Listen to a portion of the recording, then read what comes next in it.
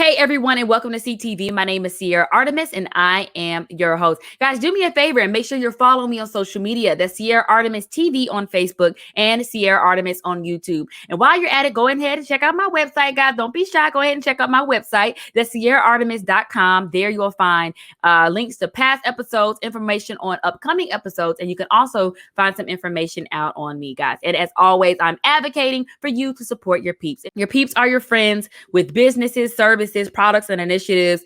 And they're always posting, guys. Help them to spread the word and advertise about their business by liking, sharing, commenting, or just reposting what they have, guys. It doesn't cost you a dime, just a moment of your time to just interact with their posts, guys. And so I'm going to continue to advocate for that. And you advocate for them as well. Because the purpose of CTV is to highlight minority businesses, creatives, and entrepreneurs, and hopes to inspire people like you on the other side of the screen to go out and chase your goals and your dreams.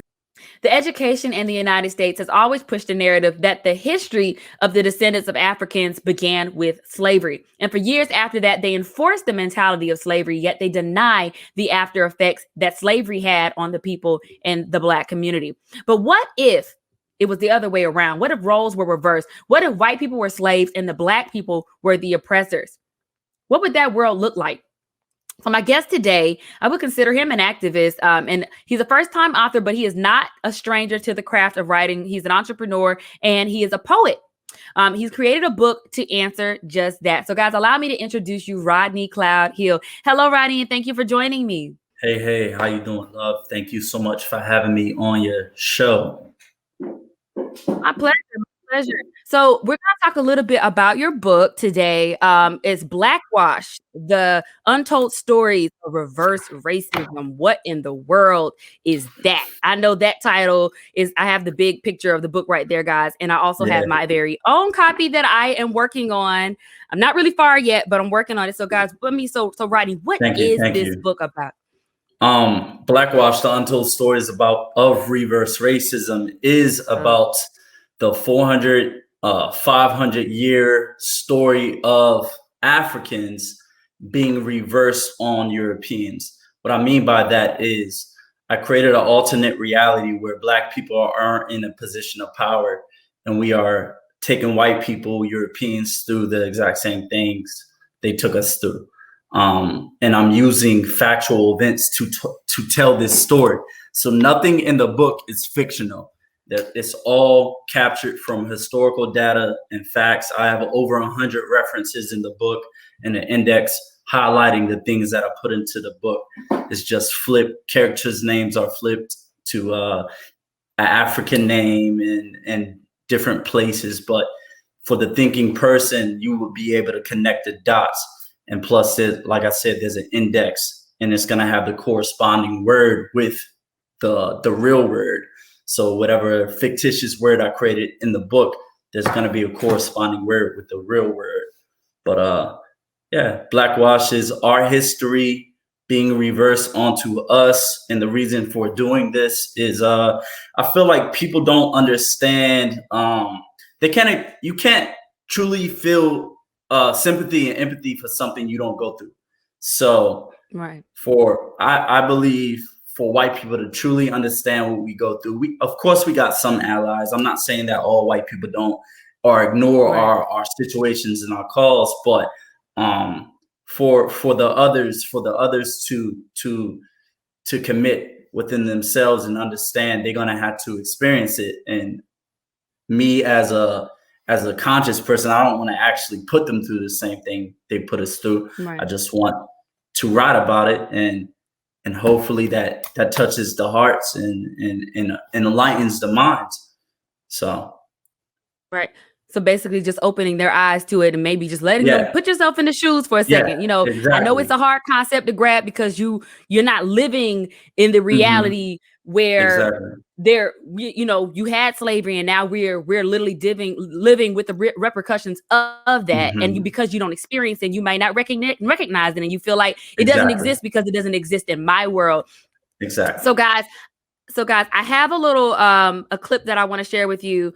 It's something that Rodney put out when he put the book out. So I want you guys to check this out, and we're going to talk about it. Stand. In school, we were taught that Negroes have no history, as if our lives started on the plantation fields. Stand, brought to the land of the free, with shackles on our feet and locks on our thoughts. Stand, false deliverance embedded in us by our oppressors' teachings. Stand, up for the immoral confines traced in braille, stitched in our ancestors' lashings. I would appreciate it if you acknowledge our black skin, because it seems like sin wasn't in existence until we became your so-called burden.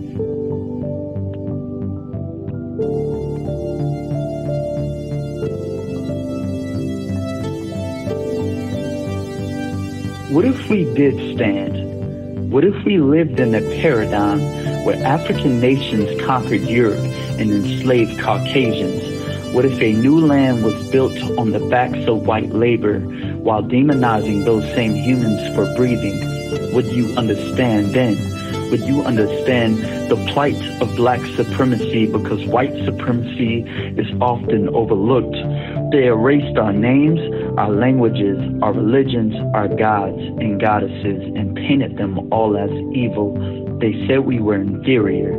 Many still treat us as such, as if our melanin is a curse. What if we did the same? The perspective of experiencing trauma ingrained in one's consciousness for generations. You are lazy. Why can't you pull yourself up by your own bootstraps? We have lived this for centuries. It is time for you to live yours. Welcome to Blackwash, the untold stories of reverse racism.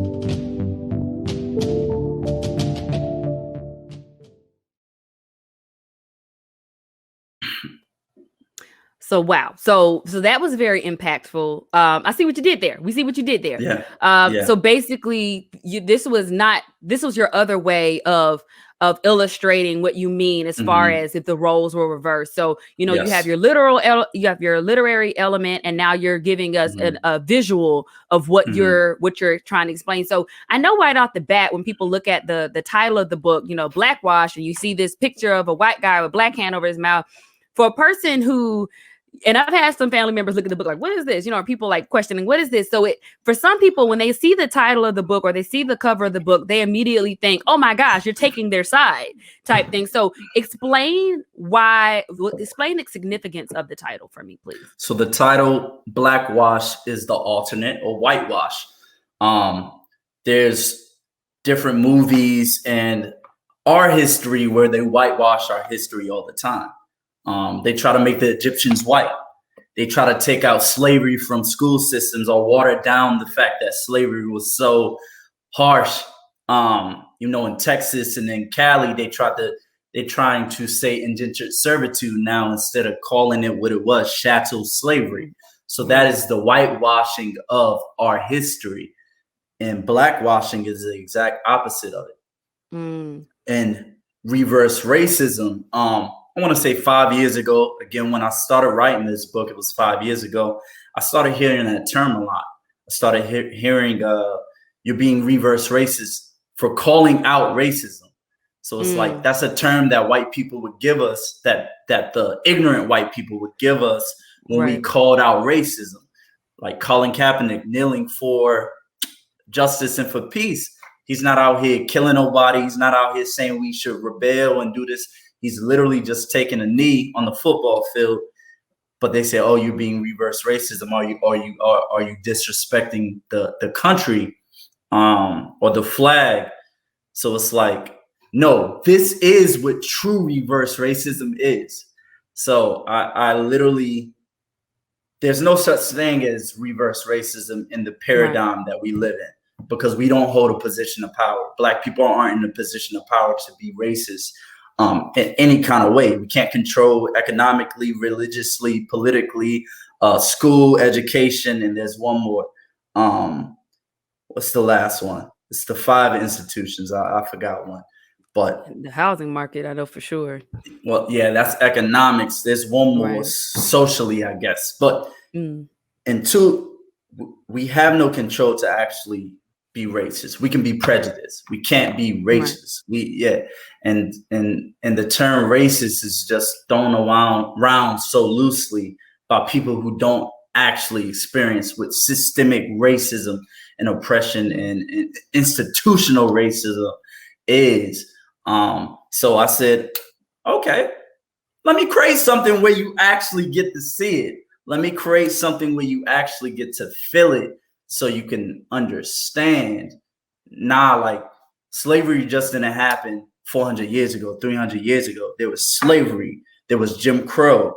There was the Reconstruction era. Well, I flipped it. Reconstruction, Jim Crow, Civil Rights era. We just didn't get freedom from. They didn't wake up one day and just gave us freedom. And we still don't have, true equality in this existence that we live in currently, this century we live in currently. So I said, let me create something where you can truly understand it. And that's why there's no fiction in it.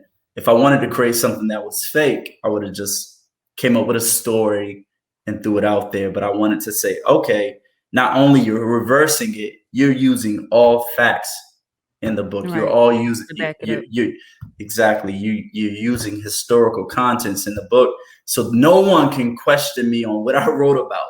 So there's a lot of things in the book like that I learned when I did the research. I'm gonna give a few examples. A term named drapetomania. So we all know what slavery was. But again, they don't teach the in-depth in the mindset that some white people had when they were literally owning us. So on some plantations, there was a term called drapetomania. This term meant that you were psychotic as a slave to want to run away. So the slaves that ran away, they were literally branded with a mental illness called drapetomania, because in the white people's minds, in the Europeans' minds, they thought so highly of themselves, as in like, we fed you, we clothed you, we provided you shelter, so why would you run away from us? That's psychotic in itself. To think, that's cognitive dissonance. That's exactly what it is. You think you're doing something good, but you wouldn't want to be in the position of your slave. And let's fast forward it further. Something I learned when I was researching the book. I knew about the Black Panther Party, of course. I'm very big on the Black Panther Party. But I didn't know that the FBI created coloring books. That's something I learned when I researched the book. There was propaganda coloring books that the FBI created to literally criminalize the Black Panther Party. So they created this, in this coloring book, it was the story of Africans coming into America and literally taking over America. And they were killing police in this coloring book. And the FBI would give it to white families. They would put it on doorsteps of white families. So you would change the masses mindset on this organization, because there was at one point, white people, Black people, a lot of people respected the Black Panther Party, but they had to paint them as evil, and that's what they did before they started going in there and taking them out. Essentially, that's what they did. They killed those in power, and then they just dismantled the whole organization.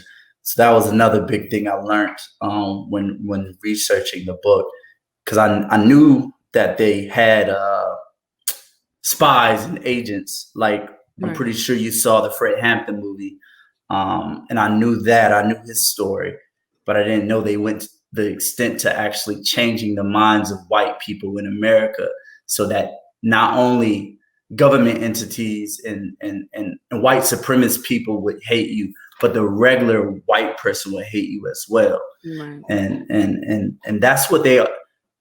The bad ones in positions of power have always done that. That's the whole mindset of how they made it seem like we're inferior. And it was in, literature.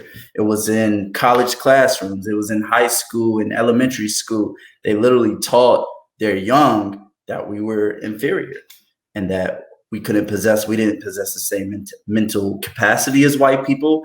We didn't feel the same pain tolerance as white people. They tried to, and even today, Black women all the time complain about hospitals when giving birth, and white people. I experienced it firsthand.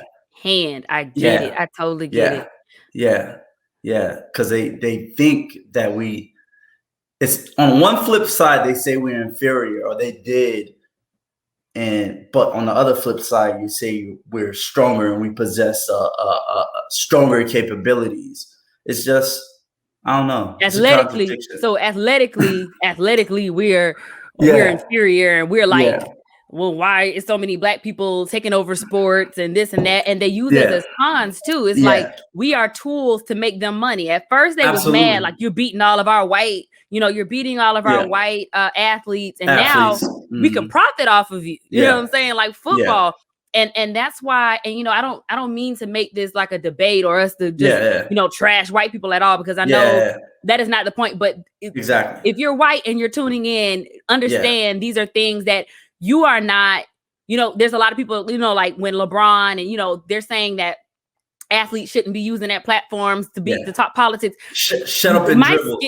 Right. The things that affect me in my life should not be deemed political. It is not political. It is real life. It is the life that I am living. It is the life that I am experiencing. And for you to tell someone who also has experienced these things, and then even it doesn't matter how much money you make, you're going to still experience some form of racism. And why not use their platform? I think, I know that athletes and people in the entertainment industry for years have been using their platforms. For years, like James Brown, you got Muhammad Ali, you got, you have all of these people who have always spoken up, because you have to use your platform where people can see you to get the word out, or people going to spread their false narrative. It's crazy to me how some of the people you named, when they're doing it, they always get backlash. But 20 years, 30 years down the line, everyone loves Muhammad Ali, white people, Black people. They understand it now. So I feel like Colin Kaepernick is going to be that same entity in the future. It's like, it happened 4 or 5 years ago. That's when his protest started or whatever. And that ignorant mindset white person, because again, we don't want to deem all white people in the same category. They killed them for it. But 10 years from now, 15 years from now, I feel like they're gonna understand. I feel like the world's gonna put him in, like education. Yeah, so it's just sad, some of the things we have to go through and then fight to validate. We are invalid. Like they're invalidating our experience. And I want to go ahead. So that's the whole reason for covering your mouth. Black people in America are silenced. So I said, let me make a cover where I'm silencing a white person. So that's literally so they can see how it feels. So I know that you're probably expecting some backlash. Here you go, you got Blackwash, but now you're going to experience some backlash. And have you already? And what are you prepared to deal with that? Yeah. How have you dealt with it? Sorry for cutting you off. You're fine. Yeah. Thank you, Goddess. So I have experience from both sides. So again, most Black people who have given me backlash was because they read the name. And it's the conscious woke Black person who some people would read the name and they would say like reverse racism doesn't exist. And I'm like, I know. That's literally my first comment. It's like, I know. Read the back of it. It's called satire, bro. It's satirical. That's literally what satire is. It's a satirical novel on what's going on in present day and in the historical context. So with the Black people, I never had a Black person dislike what I wrote. They just didn't understand the concept. And then I had to paint them the picture to understand it. You know what I would say? Sorry. Go ahead. I'm sorry. I didn't want to cut you off. I was gonna say, you know what I would say? I would say you're doing exactly what they do to us, and which is the reason why you need to read it. They are judging the book before they're judging the book by the cover. They have not read anything inside of it, because if you were to read the book, you would understand. So I will give you a copy so that can I curse at the show? Can I curse on the show? No. Only because I have kids that watch it too, and so I don't want to add to that. Literally is gonna say one thing, just something I say all the time, but that's You can tell me afterwards.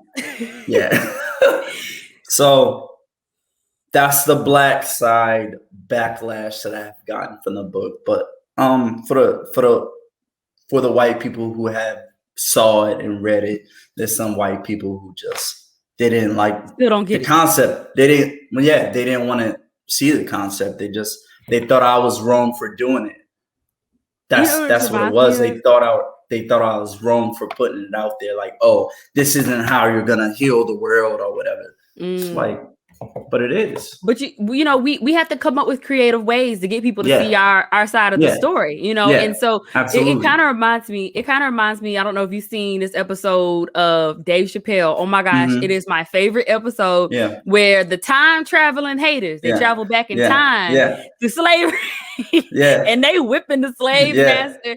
That was hilarious. It was not hilarious, but it was like, it's like Django, so many people praise Django, but this book is technically the same thing. Is what if, and you know what? Django was still, historically in a sense accurate. It just was, but, and just like this isn't, it's factual, it's satirical, like you said, but it's also historical fiction. You've taken real events and you've put a spin on it. And once I read more of it, I'll be able to speak more on it. I'm still reading, guys. It's just we trying to get together over here, but so far I really like it. It's over 200 pages, so just to throw that out there, because that's another reason why I'm sure you're still reading. I mean, you have a life as well, but it's a big book. It's not a small book. So, but you know what? Here's the good thing. So I hear you're getting an audiobook version. Yes, ma'am. For those people that are busy. So tell me a little bit about that. How soon can we expect to get that? So June 14th is what my contract says. And hopefully he meets it. If he doesn't, I'm not gonna deduct it from him. I love his work, and he's a good dude. And he went past, even on the audition. I like how in the audition he went further than what he had to do, and I respected him for it. And he's dope so far. And the audiobook. So June 14th, look forward to that. I already have the Kindle version of it as well for the ebook readers around here. So you have that. It's not just the only option is not just paperback, and the paperback version is $20 on all platforms. And the Kindle version is $9.99. So if you decide to take that route and buy the Kindle version, it's cheap. It's a cheaper form for you, or whatever. So okay, yeah. So guys, if you're just tuning in, I am speaking to who I deem as an activist and advocate. He's the author, Rodney Hill. He's here discussing his book, Blackwash: The Untold Stories of Reverse Racism. I have my copy right here. Again, I'm working on it, but mine is signed personally, and I'm going to get your email. I'm going to put it up here too. So if you want to get a book directly from Rodney and he can sign it for you, I'll make sure I put his email on the screen so you guys can see it. If not, if you see scrolling at the bottom of the screen, his website, it has a link to the Amazon. You have the ebook, the Kindle version on there as well. And you can also order the book from there. But if you want a signed copy book, make sure you guys get it personally from him. And you were going to say something. I'm sorry. Oh, no. On RodneyCloudHill.com, you actually buy it through me. The paperback version the paperback link goes to me. So that is how you get the signed copy.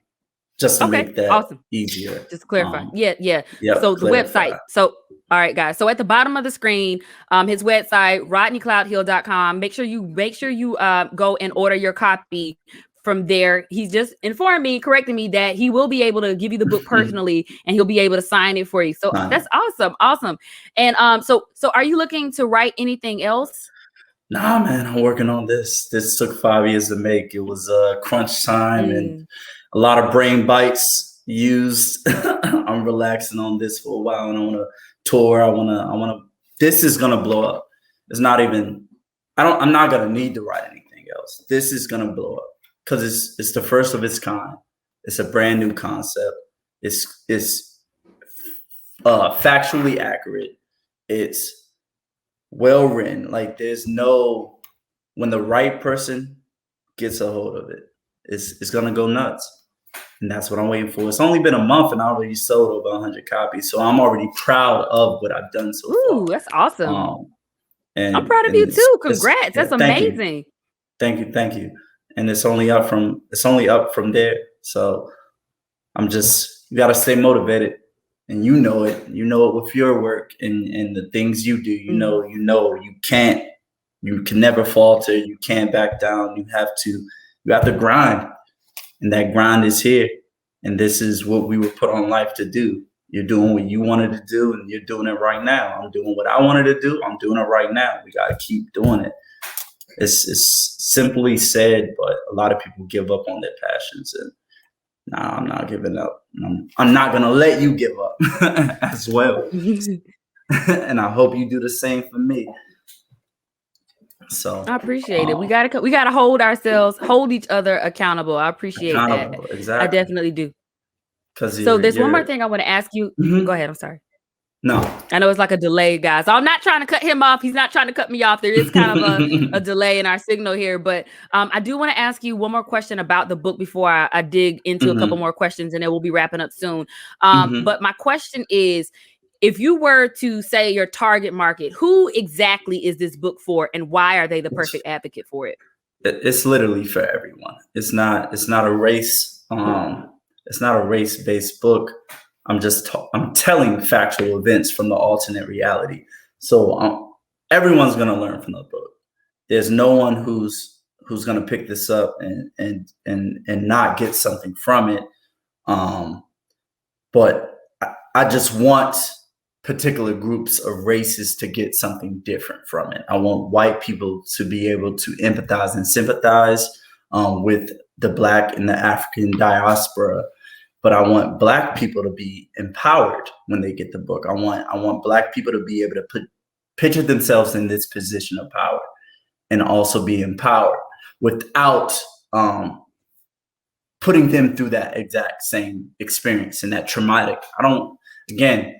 It's in my introduction, in my book. I don't want people to experience the same thing that we had to experience. That's not what I want, but I want you to be able to visualize it and picture it.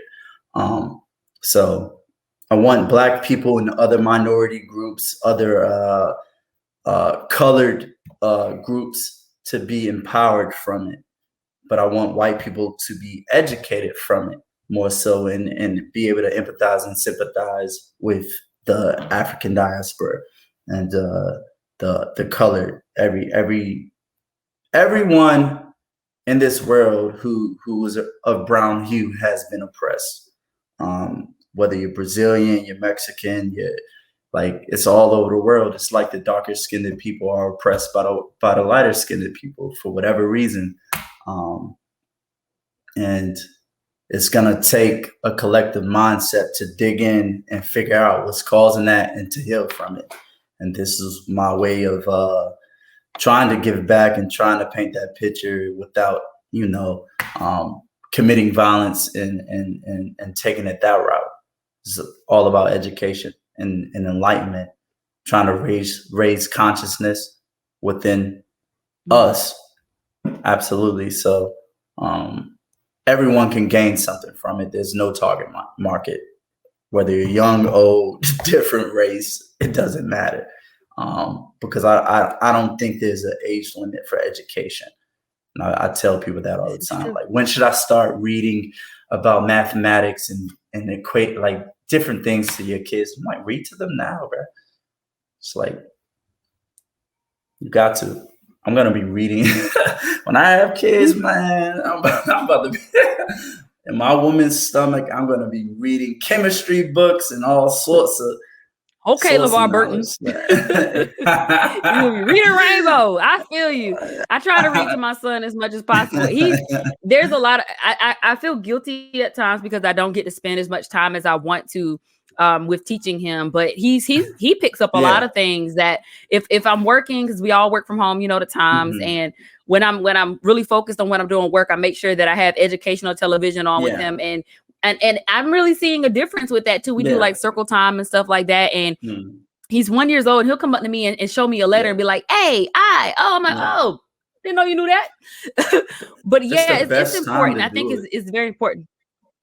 Especially with you know, when it relates to race, you know, we all have to have that talk, you know, regardless, you know, we have to have that talk. And so normally you have to kind of have that talk early on because you experience forms of racism as a kid and don't even realize it. You know, Absolutely. When you like, I grew up going to an all Black elementary school. And then when I got in the 4th grade, I went to a more diverse elementary school, and it was so different. It was like a culture shock. And I mean, I have all races in my family, and I'm just used to dealing with who I deal with when I deal with them. But it was so different because, you know, on the first day of school, all the Black kids go to the Black kids, all the white kids go with the white kids, and all the other ones, that it's like you naturally know who looks like you, and you naturally gravitate to them.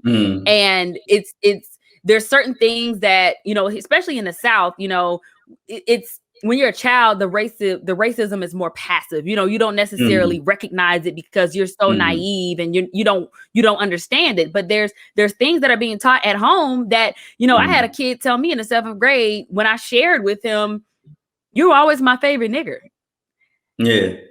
And I was like, wow, you were someone, I thought you were my friend. And his friend actually told him that was uncalled for. So I didn't even have to say nothing. I always regret not snitching on him and telling the teacher, because he was the teacher's pet and she was Black. I always regret not telling. But at the same time, your peer corrected you. And I felt like that was enough. And that was enough shame for you, you know? But I do want to say I do want to ask you one thing. So the process of writing a book. So how, I know you said it took you 5 years, you know, how intense was that for you to write? You know, you're not a writer by trade. So how was that? Like, what was that roller coaster like? Because I'm sure it was a roller coaster. You gain so much from it. You're up late. You're thinking about it all the time. What does writer by trade mean exactly? You have some people. you have some people that literally they go to school or they go, you know, they do some type of schooling to write, and that's all they want to do. But you're someone who was in a whole nother field, you know, a whole nother career, and now you've picked up writing a book. And I know it's time consuming, but I'm saying by trade, it wasn't something that you went to school for. It was something that you were passionate about, and you picked up just passion, pen, paper, type it, you know. Yeah, that's what, I guess, to answer your question, that's what the experience was and what made me want to do it, and how hard was it. It was the passion kept you doing it. There was times where I thought it wasn't going to get done. Definitely. By year 3, it was like, oh my God, like I knew there was so much more I wanted to add to it, but I didn't have the time exactly to go through with it. I was being deployed at the time. I'm prior military, so I started while I was in the military. I continued to, I've been out the military for 2 years now, and I finished while I was out. And I'm doing all sorts of other things. I'm a poet. But the journey was eventful. Hey, Rodney, it's kind of the signal's kind of lagging a little bit. I just wanted to make sure I still had you because you were gone. Oh yeah. No, the journey was eventful. It was time consuming, eventful, but I wanted to push through. I felt like I had a responsibility to get it out to my people, a responsibility to get it out, point blank, period. And I'm a heavy believer in the universe. I'm a heavy believer in connection with all things. And this was my way of putting myself out there for the universe. And I know it's like my first book, I already have a book. It's a poetry book. I know that book wasn't going to go as far as what this book is going to do. And it's not, I'm never going to talk anything bad about a poetry book, but there's a difference between, you know, a poetry book and an actual There's novel. a different audience for that. Right? Yeah. So, not to say that, again, poetry is amazing. I learned so much being in open mic sessions and so much from people in open mic sessions.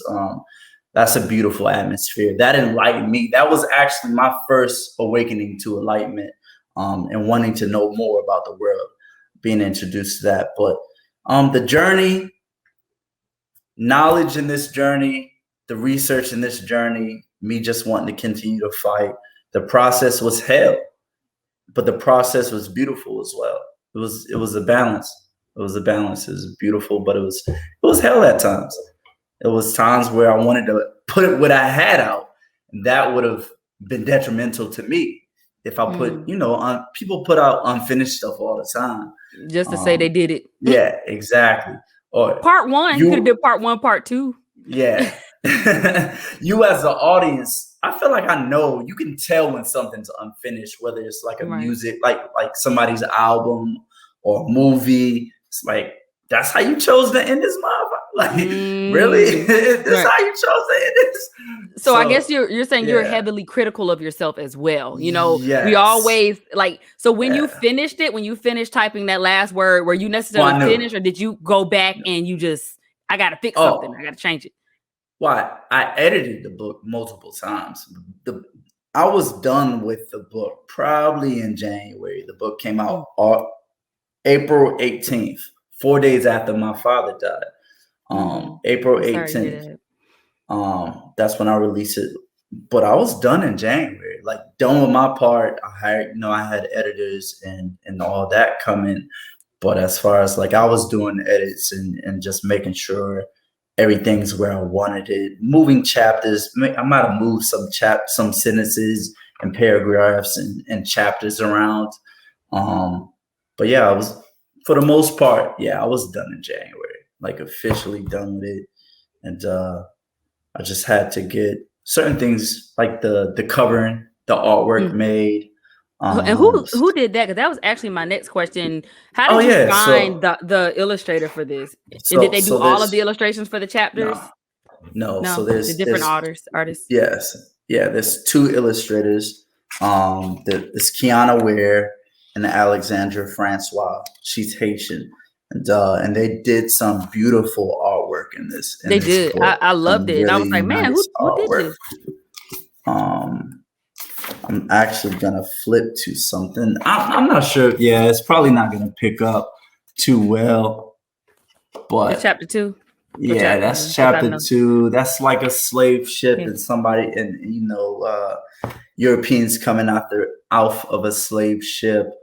And it's very detailed artwork. A lot of it's very detailed. This is Egypt, of course, with the pyramids and the obelisk. It's crazy how Washington D.C. has the monument in Egypt. Oh, they literally modeled all of their architecture off of from Egypt. us. Yeah, they want to take credit for stuff. That's when somebody cheat off your paper and try to take all the credit. But either way, I'm not sure if you got to this one yet, but it is the black version or the white version of Martin Luther King getting killed on the balcony. Oh, so wow! It's a black sniper with. So did you tell them what you wanted? Yes. Drawn. Yeah. Okay. I was gonna say. Yeah. So everything, all the illustrations in the book were something that I asked for. So everything's paid, like you were heavily involved. Yeah. I got you. That's awesome. Yeah. That's awesome. He said, it's my book. Of course, I'm gonna be heavily involved. Yeah. So what advice do you have for that person that might be working on a book right now? Like, what advice would you give Rodney 5 years ago who started this book? Like, what advice do you have? It doesn't Keep have to be a going, lot. man. I feel like everybody says the cliche answer, which is don't give up. But that is literally the right answer. that is the right answer. Well, why? Let's tell us why then. Let's dig deeper then. So why don't you give up? You don't give up because you don't you never know when that right idea is gonna hit you. First and foremost, everything happens in ideas. Whether you're thinking about something late at night, waking up in the morning, doing some research, it's just anytime the universe, God, whatever you want to call it, talks to you when it's ready. When you're ready for it, that shit's gonna. Sorry, it's gonna come to you. Your ancestors is gonna speak to you. You might see something. You might be out there and just riding a bike or on a bus or whatever, driving a car, and you see something that just sparks that flame in you. And that's why you're doing your passion. But what if you gave up on that passion, whatever it is, if you gave up on it, when you see it, it's not going to click. When God speaks to you, it's not going to click like it should because you already gave up on it. Or you're going to tell yourself, nah, I can't do it no more. Or that time is over with. I'm on to something else now. I got to work or whatever. We're our worst enemies at times. Right. Our mind can be super detrimental to us, but our mind can also be very, very helpful to us. And manifestation, I believe in 100% is real. We manifest what we think and what we put our actions toward as well. So if you're putting your actions towards something, that tipping point is going to happen. It has to happen. It's a law. That is one of the laws.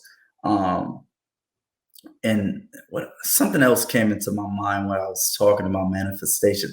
Oh, mental transmutation, which basically means you control your thoughts. So if you're down, you have the ability to be happy again. Right. You have the ability to allow something to affect you. Again, my father died last month.